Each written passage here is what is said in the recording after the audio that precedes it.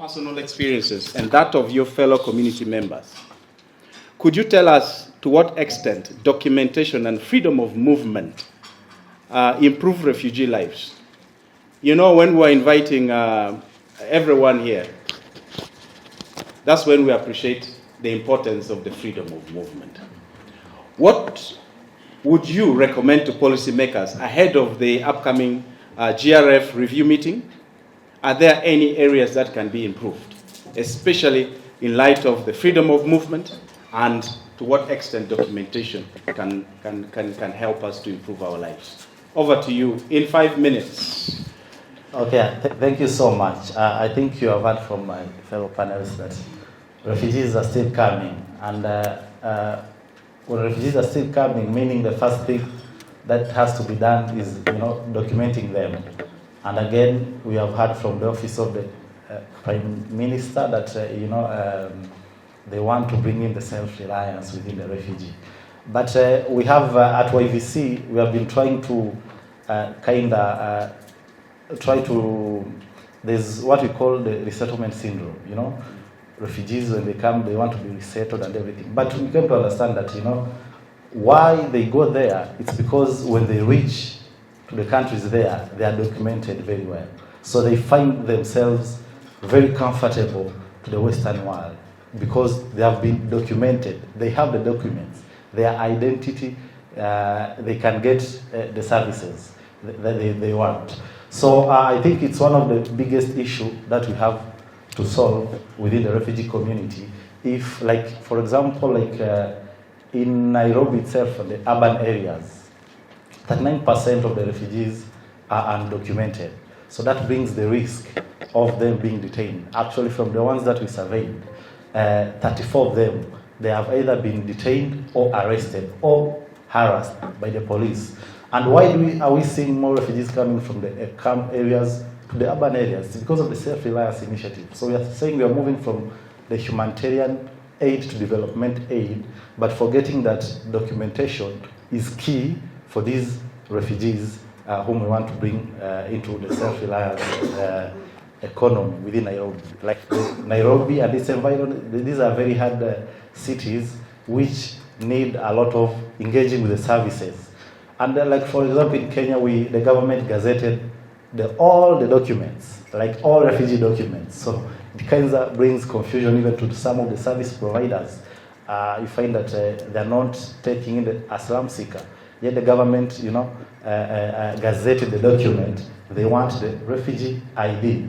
And actually, we were surprised yesterday to hear from our colleague from Yasat, I hope I pronounced it, that in Uganda it takes 1 week to get a refugee ID. But for us, an average in Kenya, an average is 2 years for you to get, the refugee ID. So and actually we are learning a lot from the Kenyan on how they are handling it.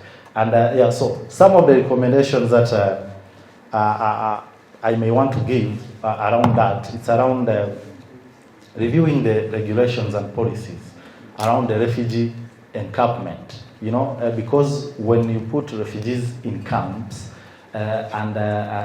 meaning that you have denied them freedom of movement. We have the Shirika Plan, which, and even the Refugee Act, which gives us freedom of movement. But you find that in those regulations, we have other policies which are hindering us. So the free movement has been given to us in designated areas. So how are we going to move them? And again, because we are going to move, so meaning that we are going to get exemption letters and etc. So the policies, yes, we have the freedom of movement, but those regulations, we are finding other policies which are hindering us from. So it's either we relook them or we just remove them completely. The refugee ID guarantees you moving from all over the country. So another one is expediting issuance of refugee IDs. The refugee ID, so from the time that we are registered, how long does it take for us to get the refugee ID so that we can integrate very easily within the host community, and also we can get even the services that is being offered by other service providers, the government itself, and other NGOs which are bringing us to self-reliance. Also, another thing is like clarification in regulations regarding, the processing of refugees. Like from the time when, so I'm giving an example on Kenya because that's where I come from. Because we have a regulation which says around, it should take you like 90 days for you to get a refugee ID. But you find that, we are getting around after 2 years. So the 90 days when they elapse, it's either you are given like, we recommend that you're given like a temporary refugee status automatically, because we want to just kind of put pressure on the refugee department to be like, to be processing us at a very high speed, so that we don't keep on interacting. We bring the self-reliance very fast within the refugee community. Also, about the issue of the refugee card, expires every 5 years, and the service providers, the banking institutions have been very, they have not been very, what can I call it, receptive of it. They want something which will last for long. So what if we increase it to around 10 years, so that we don't interact with the system too long? And because you have seen refugees are staying in these countries for more than 30 years, 20 years, majority of them.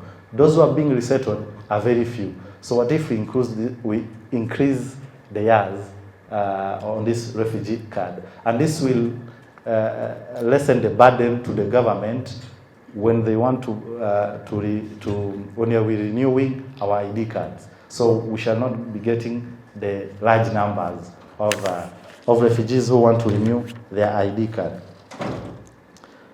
Also, the other thing about documentation is the free movement. We want to expand access to CTDs for refugee entrepreneurs. We have been seeing that, we in the humanitarian sector, we are getting the CTD somehow very easily.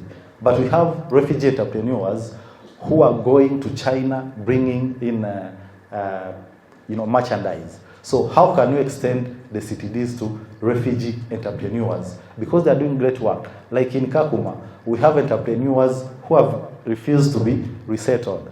They have made it in there. So they want to move freely on the international arena. So entrepreneurs also, they should be looked into, because they are doing a lot of work, and their freedom of movement should be actually looked upon it. So we have the likes of Shirika Plan, what the Office of the Commissioner said.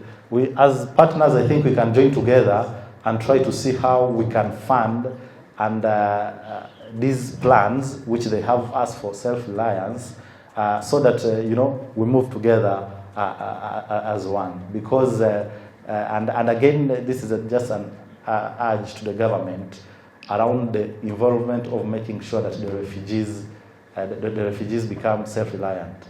Kindly, let's us involve the refugees in implementing these self-reliance activities. And also this, and the key thing to this is documentation. Thank you so much for that. Thank you. Thank you so much, Isaac. You have brought in so many important points about resilience. When I visit a lot of refugee settlements, when we talk about resilience, people are talking about growing tomatoes and cassava and others. You have brought in excellent perspective that if the refugee is well documented and there is really true freedom of movement, they can join the private sector and they can thrive, just like anybody else. They can go to China and import and join the trade.